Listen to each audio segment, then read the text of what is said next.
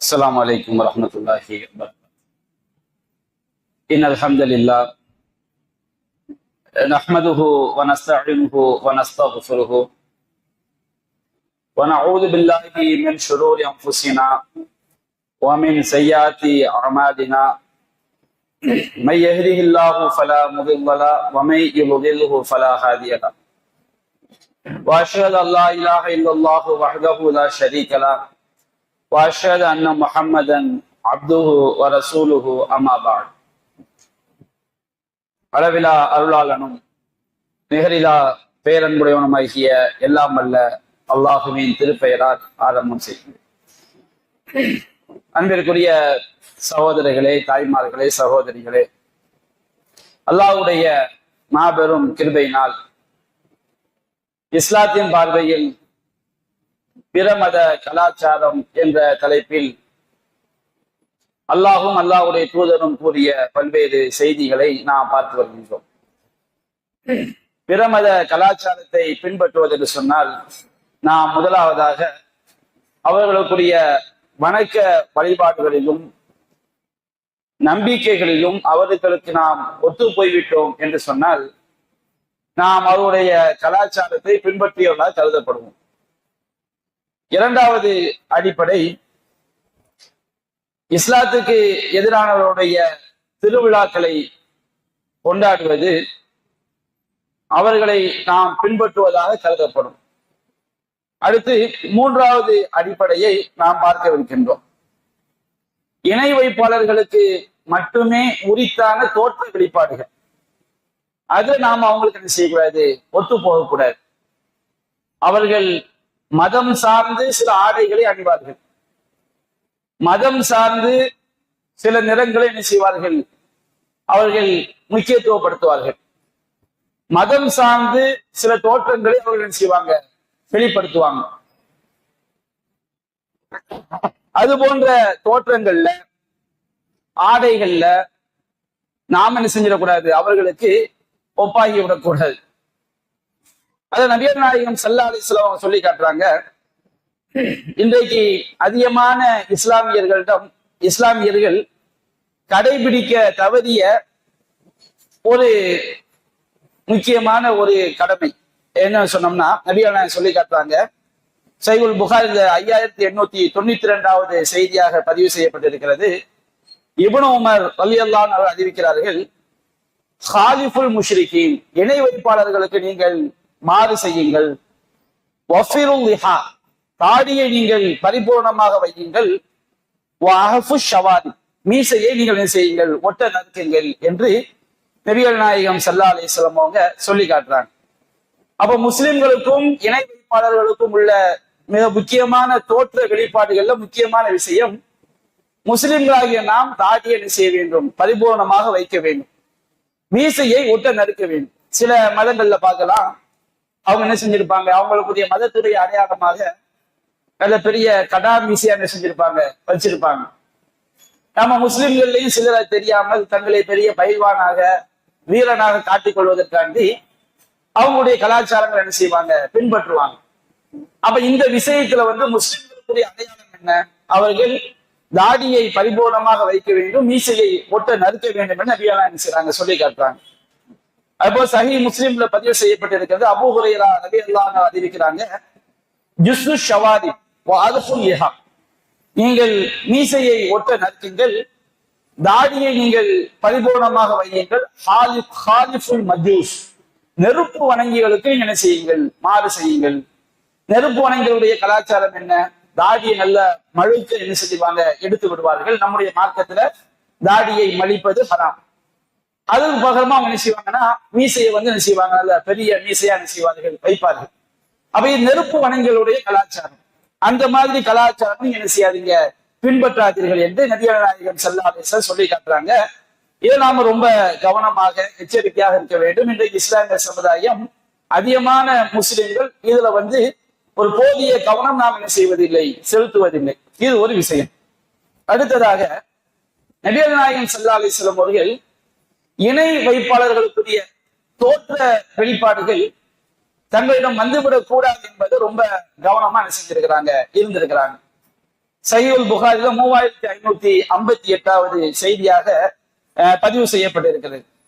நபிகள் நாயகம் ஸல்லல்லாஹு அலைஹி வஸல்லம் இப்னு அப்பாஸ் ரலியல்லாஹு அன்ஹு அறிவிக்கிறார்கள். நபிகள் நாயகம் ஸல்லல்லாஹு அலைஹி வஸல்லம் வந்து ஆரம்பத்துல என்ன செய்வாங்கன்னா, தங்களுடைய தலைமுடியை வந்து காண எஸ்திலு ஷஅரஹு, தங்களுடைய தலைமுடியை ரசூல் ஸல்லல்லாஹு தொங்க விட்டுக் கொள்வார்கள். அழகான முறையில செய்வாங்க, தொங்க விடுகிற மாதிரி தலைமுடி ரசூலா வைத்திருந்தார்கள். ஏன் ரசூல்லா அப்படி வச்சிருந்தாங்கன்னு சொன்னோம்னா, வகானல் முஷ்ரிகூன யஃப்ருகூன ரூஸஹும், இணை வைப்பாளர்கள் தங்களுடைய தலை வகிடை வந்து சரியா கரெக்டா பிரிச்சு அவங்க என்ன செய்வாங்க, மக்கா காஃபிர்கள் வந்து தங்களுடைய தலையினுடைய முடியை வந்து பிரிச்சு என்ன செய்வாங்க, சீவி கொள்வாங்க. அப்ப ஆரம்பத்துல மக்கா முஷ்ரிக்கீன்கள் ரசூலுல்லாஹ்க்கு ரொம்ப எதிர்பார்த்தாங்க. அப்ப நபிகள் நாயகம் ஸல்லல்லாஹு அலைஹி வஸல்லம் அவங்கள மாதிரி நம்முடைய தலைமுடி இருக்க கூடாது என்பதற்காக தலைமுடியை வந்து தொங்க விடக்கூடிய ஒரு தலைமுடியாக ரசூலுல்லாஹ் செஞ்சிருந்தாங்க, வச்சிருந்தாங்க. அப்போ ஃபகான அஹ்லுல் கிதாபி யஸ்திலூன ரூஸஹும், வேதக்காரர்கள் யூத கிறிஸ்தவர்கள் வந்து நபிகள் நாயகம் காலகட்டத்துல வந்து தலைமுடியை தொங்க விடுவாங்க. மக்கா காஃபிர்கள் வந்து என்ன செய்வாங்க, நேர் பகீட் எடுத்து ரெண்டா பிரிச்சுக்கிடுவாங்க. அப்ப ரசூலுல்லாஹ் வந்து மக்கா காஃபிர்களுக்கு எதிராக அவங்க என்ன செஞ்சாங்க, தலைமுடியை தொங்க விட்டு வந்தார்கள். அப்ப ரசூல் அந்த அறிவிப்பாளர் சொல்றாங்க, வகான ரசூலுல்லாஹி ஸல்லல்லாஹு அலைஹி வஸல்லம் யுஹிப்பு முவாஃபகத் அஹ்லில் கிதாப் ஃபீமா லம் யுமல் ஃபீஹி பிஷைஇன், எந்த விஷயத்துல வந்து அல்லாஹ்விடமிருந்து எந்த கட்டளையும் பிறப்பிக்கப்படவில்லையோ அதுல யூத கிறிஸ்தவர்களுக்கு ஒத்து போவதை ரசூலுல்லாஹ் விரும்பினாங்க. அல்லாஹ்ட்ட ஏதாவது உத்தரவு வந்து அதுல மாறு செஞ்சிருவாங்க. அல்லாஹ்ட்ட இருந்து உத்தரவு வராத விஷயத்துல வந்து என்ன செய்வாங்க, யூத கிறிஸ்தவங்களுக்கு ரசூல் ஸல்லல்லாஹு அலைஹி வஸல்லம் ஒத்து போக விரும்பி வந்தாங்க. அந்த அடிப்படையில மக்கா முஷ்ரிக்கீன்கள் தலையை பிரிச்சு வகிச்சு விடுறாங்களா, நம்ம என்ன செய்வோம், யூத கிறிஸ்தவர்கள் மாதிரி தலையை தொங்க விடுவோம் அப்படின்னு ரசூலுல்லாஹ் முடிய என்ன செஞ்சாங்க, தொங்க விட்டாங்க. பின்னாடி என்ன சூழல் மாறுதுன்னு சொன்னோம்னா, மக்கா வெற்றிக்கு பிறகு எல்லாருமே இஸ்லாத்துக்கு வந்துடுறாங்க. பெரும்பான்மையான அரபு மக்கள், மக்காவில் வாழ்ந்த மக்கள் எல்லாமே இஸ்லாத்துக்கு வந்துடுறாங்க. யூத கிறிஸ்தவர்கள் தான் இஸ்லாத்துக்கு அதிகமாக வராமல் இருந்தார்கள். அப்ப ரசூல் ஸல்லல்லாஹு அலைஹி வஸல்லம் பின்னாடி என்ன செஞ்சிருந்தாங்கன்னா, எல்லா மக்களும் இஸ்லாத்துக்கு வந்த பிறகு மக்காவில் வாழ்ந்த மக்கள் தலைமுடி எப்படி சீவுவாங்களோ அது மாதிரி பகீர் எடுத்து ரசூலுல்லாஹ் செய்தாங்க, சும்மா ஃபர்ரத்த ரசூலுல்லாஹி ஸல்லல்லாஹு அலைஹி வஸல்லம். அதிகமான மக்கள் மக்காவில் மக்கள் இஸ்லாத்துக்கு வந்த பிறகு அப்போ முஷ்ரிக்கீன்களா இருந்தவங்க யார் மட்டும்தான், வேதக்காரர்கள் மட்டும்தான். அப்ப அவங்களுக்கு மாற்றமாக ரசூல் ஸல்லல்லாஹு அலைஹி வஸல்லம் தலைமுடியை தொங்க விடாம வஹீத் எடுத்து என்ன செஞ்சாங்க, அவங்க தலைமுடியை படிய வாதக்கூடியவங்களா அவங்க செஞ்சாங்க, மாறிவிட்டார்கள் என்பதை பார்க்கிறோம்.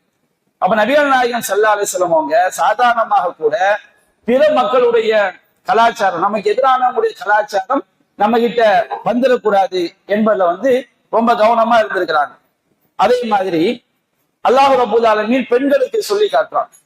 நபிகள் நாயகத்துடைய மனைவிமார்களுக்கு அல்லாஹ் சொல்லி காட்டினாலும் மனைவிமார்களுக்கு சொல்லி காட்டக்கூடிய சட்டம் எல்லா பெண்களுக்கும் உரியது. ரசூலுல்லாஹ்வுடைய மனைவிமார்களுக்கு என்று குறிப்பாக எது ஆதாரபூர்வமா சொல்லப்பட்டிருக்கிறதோ அந்த விஷயங்கள் தவிர நபியுடைய மனைவிமார்களுக்கு சொல்லக்கூடிய எல்லா சட்டமும் இஸ்லாமிய பெண்களுக்கும் உரியது. அல்லாஹ் ரப்பல் ஆலமீன் சூரத்துல் அஹ்ஸாப் என்ற அத்தியாயத்துல 32, 33வது வசனத்துல சொல்றான், யா நிசா அன் நபி, நபியுடைய மனைவியரே, லஸ்துன்ன க அஹதி மினன் நிசாய், நீங்கள் பிற பெண்களை போன்றவர்கள் கிடையாது. நபியுடைய மனைவி என்பது கூடுதல் ஒரு தகுதி. அப்ப அல்லாஹ் கூறுகின்றான், இனி தகைத்துன்ன, நீங்கள் அல்லாஹ்வை அஞ்சக்கூடிய பெண்களாக இருந்தால் பலா தஹ்லஅன பில் கவுல், நீங்க என்ன செய்யாதீங்க, குலைந்து பேசாதீர்கள்.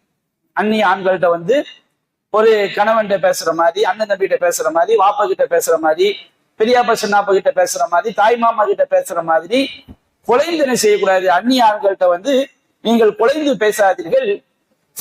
அல்லதி ஃபி கல்பிஹி மரதும், யாருடைய உள்ளத்துல கெட்ட எண்ணம் இருக்கோ, நோய் இருக்குதோ, அவன் தவறான எண்ணம் கொள்வான். வகுல்ன கௌலம் மஅரூஃபா, நீங்கள் நேர்மையான பேச்சையே நீங்க என்ன செய்யுங்கள், பேசுங்கள் என்று நபியுடைய மனைவிக்கு அல்லாஹ் சொல்றான்.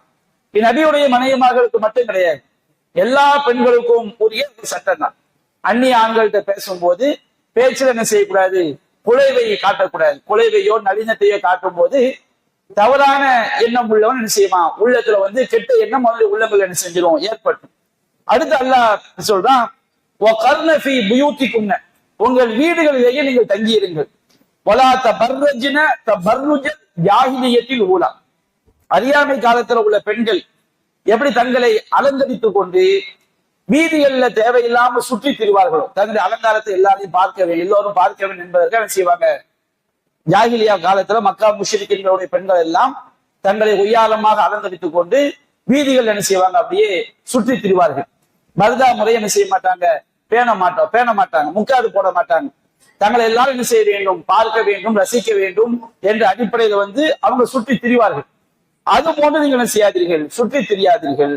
வாக்கின சலாத்த, தொழுகையை நிலைநாட்டுங்கள். வாத்தின ஜக்காத்த, ஜக்காத்தை நிறைவேற்றுங்கள். வாத்தியனல்லாஹ வ ரசூலஹு, அல்லாஹ்வுக்கும் அல்லாஹ்வுடைய தூதருக்கும் கட்டுப்படுங்கள். இன்னமா யுரீதுல்லாஹு லியுذஹிப அன்கும் ரிஜ்ஸ அஹ்லல் பைத், நபியுடைய குடும்பத்தினரே உங்களை விட்டும் நஜீஸை, அசுத்தங்களை, கெட்ட எண்ணங்களை நீக்குவதற்கு அல்லாஹ் செய்கின்றான், நாடுகின்றான். வயுதஹீரக்கும் தத்ஹீரா, உங்களை பரிசுத்தப்படுத்துவதற்கு அல்லாஹ் செய்கின்றான், நாடுகின்றான்.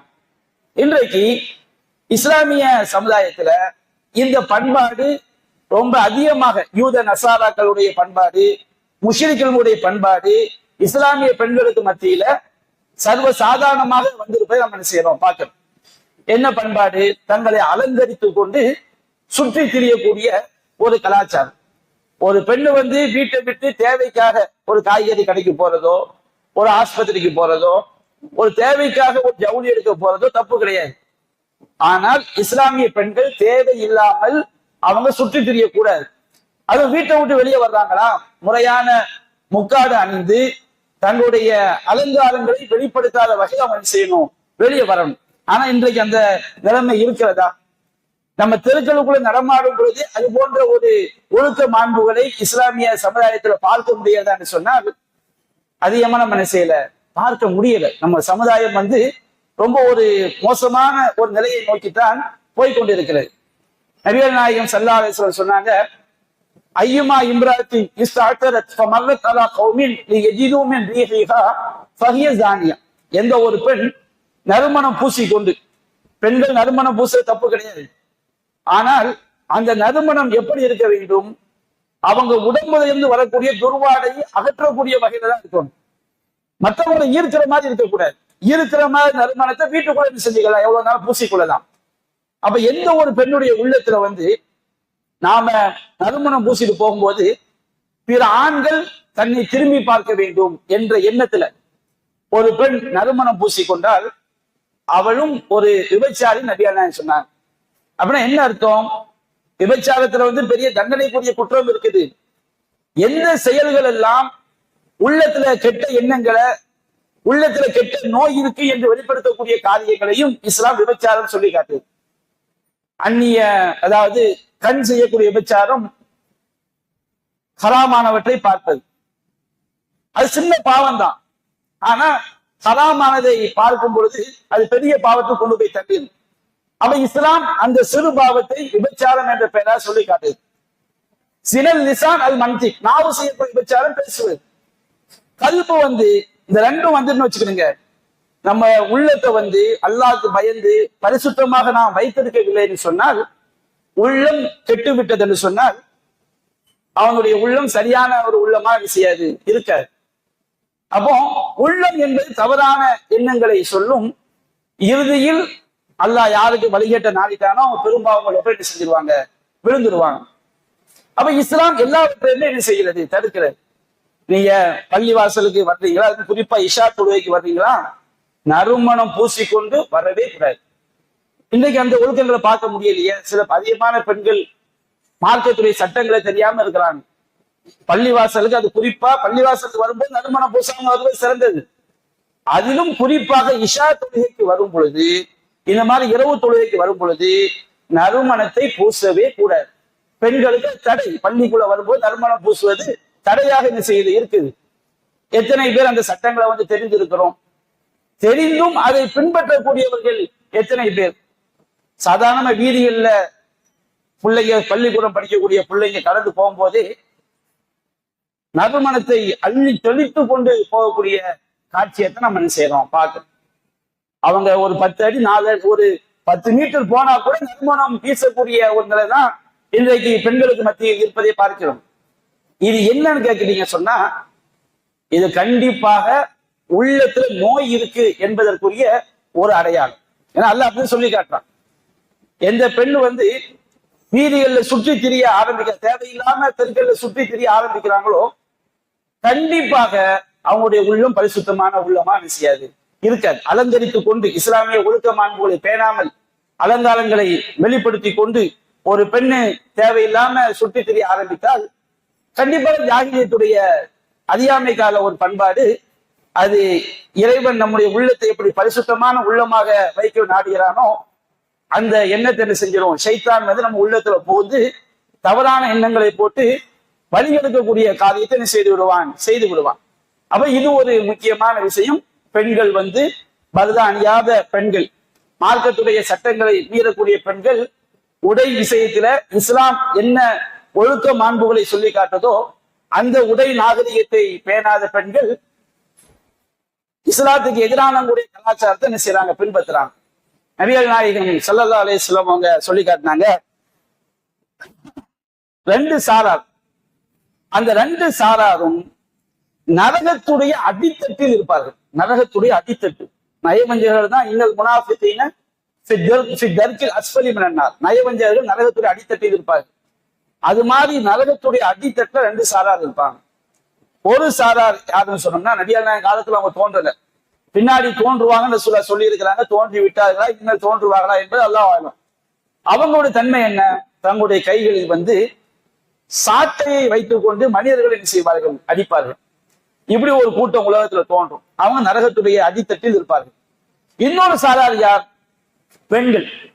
அவங்க எப்படி இருப்பாங்க, மாயிலாத்துன் முமீலாத்துன் காசியாத்துன் ஆதியாத்துன், ஆடை அணிந்தும் நிர்வாணமாக இருப்பார்கள். அப்படி என்ன அர்த்தம், இஸ்லாம் எந்த நோக்கத்துக்காண்டி ஆடை ஒழுக்கங்களை சொல்லுதோ அந்த நோக்கங்களுக்கு, இஸ்லாம் சொல்லக்கூடிய நோக்கங்களை முழுமைப்படுத்தக்கூடியதாக அந்த ஆடை என்ன செய்யாது, இருக்காது. இன்றைக்கு பர்தா முறையிலேயே ஒரு மூமினான பெண், அல்லாஹ்வை பயந்து வாழக்கூடிய ஒரு பெண்ணுக்கு தகுதியான பர்தா கடைகள்ல கிடைக்க மாட்டேங்குது.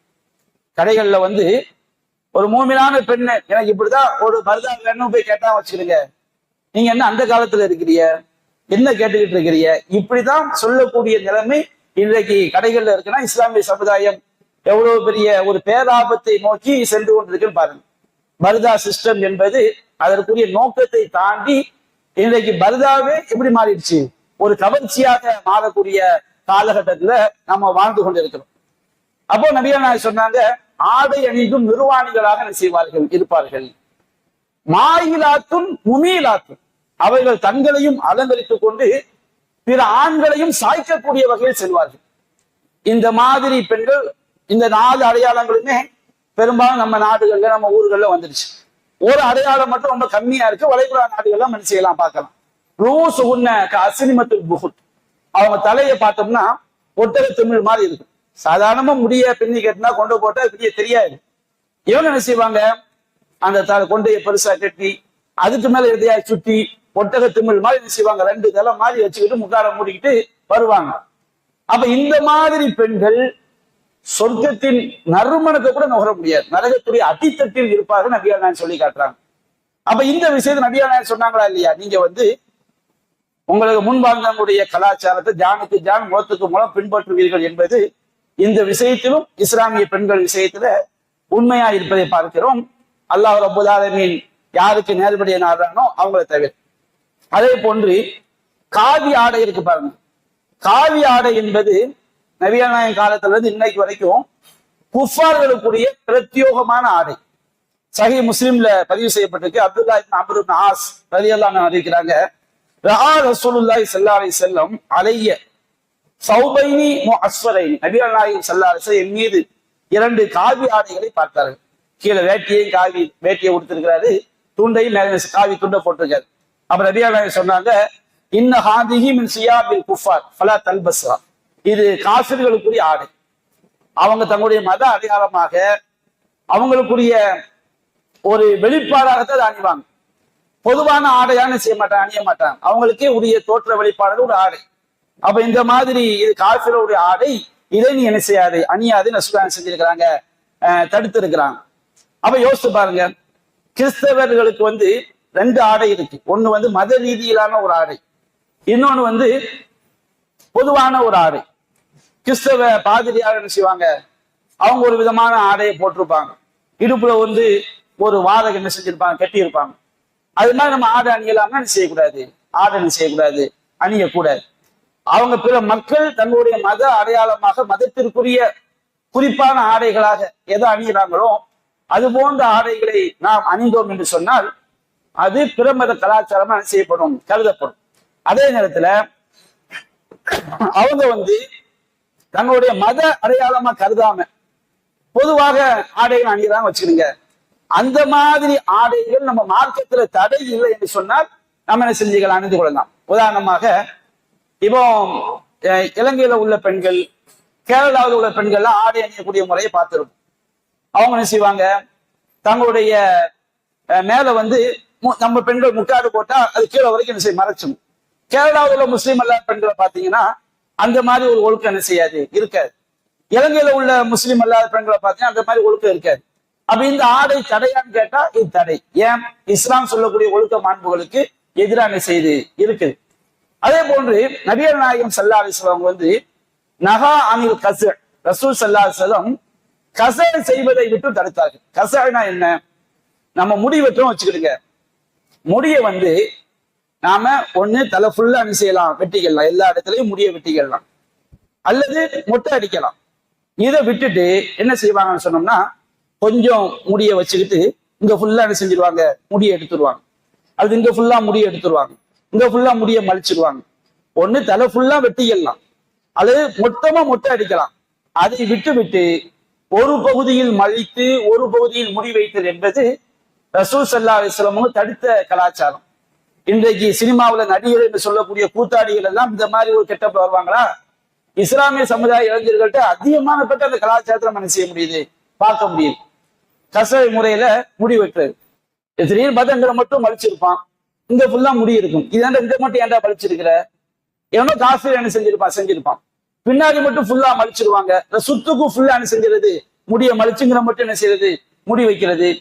அல்லது மொத்தமாக இந்த மாதிரி பல நபிகள் நாயகம் ஸல்லல்லாஹு அலைஹி வஸல்லம் அவர்கள் எதை தடுத்தார்களோ அந்த கலாச்சாரம் இன்றைக்கு அதிகமாக வருவதை பார்க்கிறோம். இதை யாருடைய கலாச்சாரம், நபிகள் நாயகம் காலத்துல காஃபிர்களுடைய இணை வைப்பாளருடைய யூத கிறிஸ்தவருடைய கலாச்சாரம். இன்றைக்கு இஸ்லாமிய இளைஞர்கள்ட்ட வந்து ஒரு ஃபேஷன் நாகரிகம்ங்கிற பெயர்ல எல்லா அசிங்கங்களும் உள்ளே நுழைவதை பார்க்கிறோம். நம்முடைய மார்க்கம் நம்முடைய ஒழுக்கத்தை பாதுகாக்கும், நம்முடைய குடும்ப கட்டமைப்பு சிதைந்து போகாமல் பாதுகாக்கும், நம்முடைய மானத்தை பாதுகாக்கும், நம்ம வந்து தெளிவான உடல் ஆரோக்கியத்தை நம்முடைய மார்க்கம் பாதுகாக்கும். என்றைக்கு நம்ம மார்க்கத்துடைய ஒழுக்கங்களை எல்லாம் காத்துல பறக்க விட்டோமோ அன்னைக்கு என்ன ஆகும், நம்முடைய மானம் பறிபோகும், நம்முடைய உடல் ஆரோக்கியம் பறிபோகும், நம்முடைய குடும்ப கட்டமைப்பு என்ன செஞ்சிடும், சீரழிந்து போய்விடும், நம்முடைய கலாச்சாரம் நாசமாகிவிடும். நம்முடைய மார்க்கத்தை நாம் பின்பற்றும் போது அது நம்முடைய எல்லா விஷயங்களையும் நம்முடைய ஒழுக்கங்களையும் அது என்ன செய்யும், பாதுகாக்கும் என்பதை நாம் பார்க்கிறோம். இன்றைக்கு காவல்துறையில் என்ன சொல்றாங்க, கடைநல்லூர்ல உள்ள அதிகமான இளைஞர்கள்ட்ட வந்து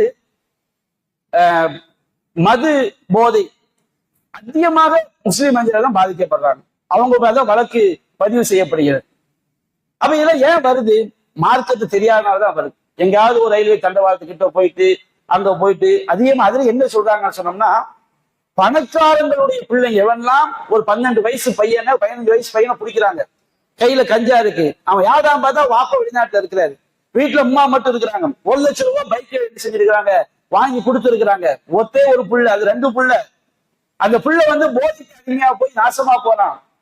என்ன காரணம், அதிகமாக பாதிக்கப்படுவது இஸ்லாமிய என்ன காரணம், மார்க்கத்தை பத்தி அறிவு இல்லை, சமுதாயத்தை பத்திய ஒரு அறிவு இல்லை. ஒரு நேரத்துல வந்து அதிகமான இளைஞர்கள் இஸ்லாமிய அமைப்புகளால் ஈர்க்கப்பட்டார்கள்.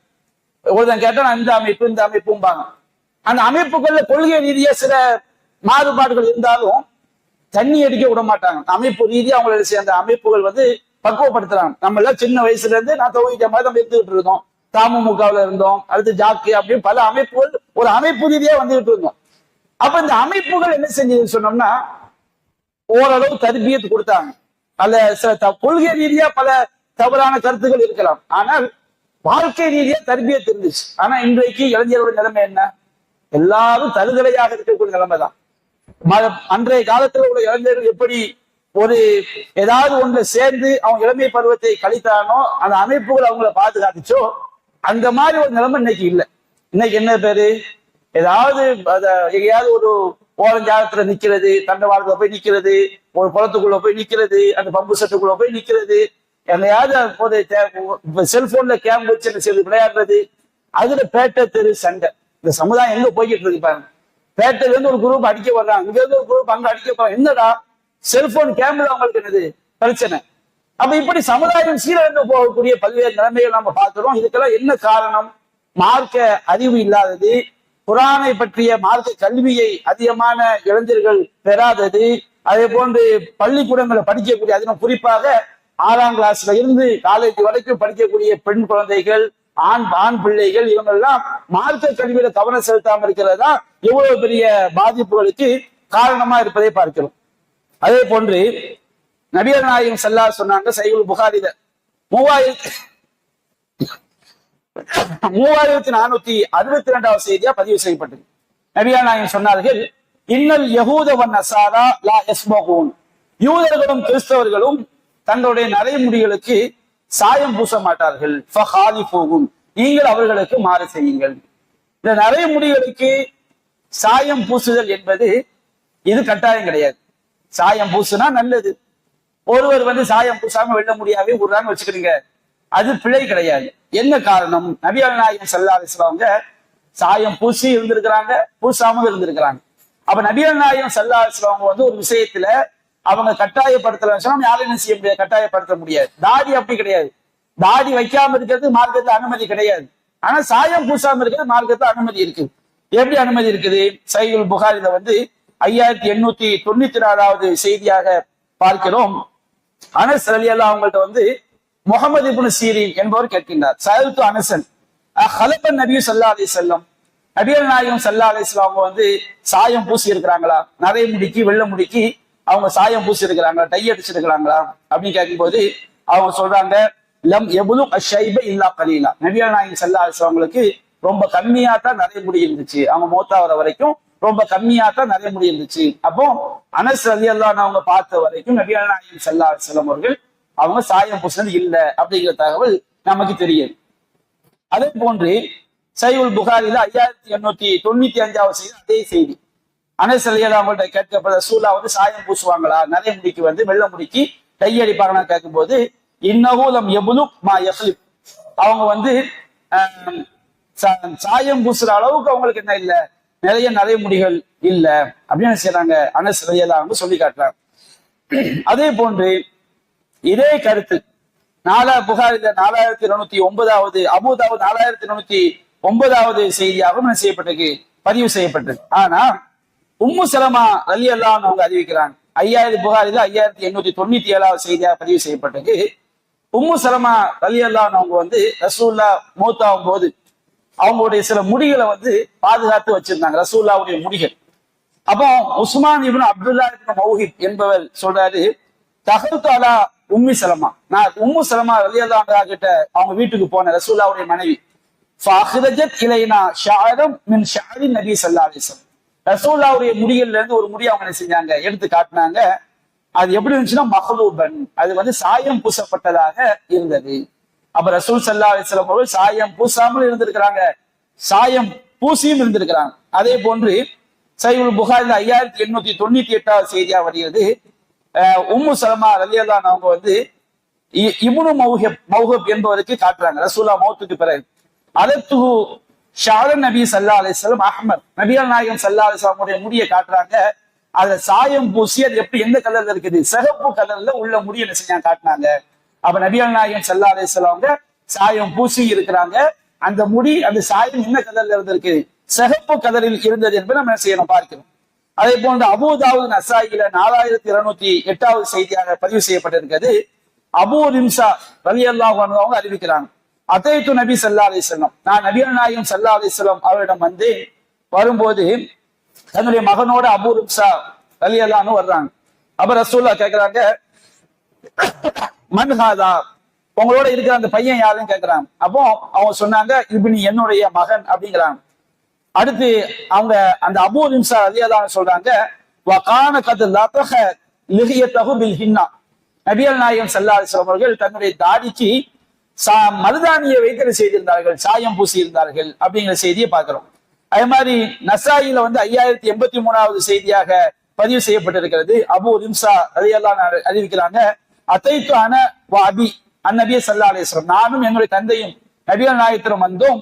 வகான கத் லத்தஹ லிஹியத்தஹு பில் ஹின்னா, நபிகள் நாயகம் ஸல்லல்லாஹு அலைஹி வஸல்லம் அவர்கள் மருதாணியின் மூலமாக தன்னுடைய தாடிக்கு செய்திருந்தார்கள், சாயம் பூசியிருந்தார்கள் அப்படின்னு சில அபூ ரிம்சா ரலியல்லாஹு அன்ஹு அறிவிக்கிறாங்க. அதே போல் நசாயில 5084வது செய்தியாக இருக்கிறது, அத்தைத்து நபி ஸல்லல்லாஹு அலைஹி வஸல்லம் வரைத்துஹு கத் லத்தஹ லிஹியத்தஹு பிஸ்ஸுஃப்ரா, நபிகள் நாயகம் ஸல்லல்லாஹு அலைஹி வஸல்லம் அவர்கள் வரும்போது அவங்க மஞ்சள் நிறத்தில் தங்களுடைய தாடிக்கு என்ன செய்திருந்தார்கள், சாயம் பூசியிருந்தார்கள். அப்ப நபிகள் நாயகம் ஸல்லல்லாஹு அலைஹி வஸல்லம் சாயம் பூசாமலும் இருந்திருக்கிறார்கள், சாயம் பூசியும் இருந்திருக்கிறார்கள். அப்ப நபிகள் நாயகம் ஸல்லல்லாஹு அலைஹி வஸல்லம் செயல செய்தும் செய்யாமல் இருந்திருந்தால் அதை நாம் எப்படி வழங்கிக் கொள்ள வேண்டும்? அது கட்டாயம் இல்லை. அப்ப இன்றைக்கு நம்ம சவுதி உலமாக்கள், அதிகமான உலமாக்களை பார்த்தோம் சொன்னோம்னா சாயம் பூச மாட்டாங்க. என்ன காரணம்னா அவங்களுடைய இந்த ஹதீஸ்கள் அடிப்படையில அவங்க சொல்லக்கூடிய முடிவு என்ன? சாயம் பூசினா நல்லது, பூசாம இருந்தா ஒண்ணு என்ன கிடையாது, பிரச்சனை கிடையாது. அப்ப சாயம் பூசும் பொழுது அது யூத கிறிஸ்தவர்களுக்கு மாற்றம் செய்யக்கூடிய ஒரு சிறந்த ஒரு காரியம். பூசாம விட்டா என்ன கிடையாது, தப்பு கிடையாது. இப்ப இதுல சில கேள்விகள் வரும். என்ன கேள்வி? இன்றைக்கு சில மார்க்க அறிஞர்கள் கருப்பு கலர்ல என்ன செய்யலாம், சாயம் பூசலாம் அப்படிங்கிற ஒரு ஃபத்வா என்ன செய்யலாம் கொடுத்திருக்கிறாங்க. பல அறிஞர்களும் அந்த கருத்தை சொல்றாங்க. இது சரியான ஒரு ஆய்வா என்பதை நம்ம என்ன செய்வோம் இன்ஷா அல்லாஹ். கருப்பு கலர்ல சாயம் பூசுவது என்பது அது மார்க்கத்துல ஒருபோதும் அனுமதி கிடையாது. அதற்குரிய ஆதாரங்கள் என்னென்ன, நபிகள் நாயகம் ஸல்லல்லாஹு அலைஹி வஸல்லம் அவர்கள் என்ன நமக்கு சொல்லி இருக்கிறார்கள், அதை எப்படி இவர்கள் தவறான முறையில் வியாக்கியானம் கொடுக்கிறார்கள் நம்ம இன்ஷா அல்லாஹ் நாளைய தினம் நாம் தொடர்ச்சியாக பார்ப்போம். வாஹிரு தஅவானா அல்ஹம்துலில்லாஹி ரப்பில் ஆலமீன். அஸ்ஸலாமு அலைக்கும் வரஹ்மத்துல்லாஹி வபரகாத்துஹு. அன்பிற்குரிய இப்ப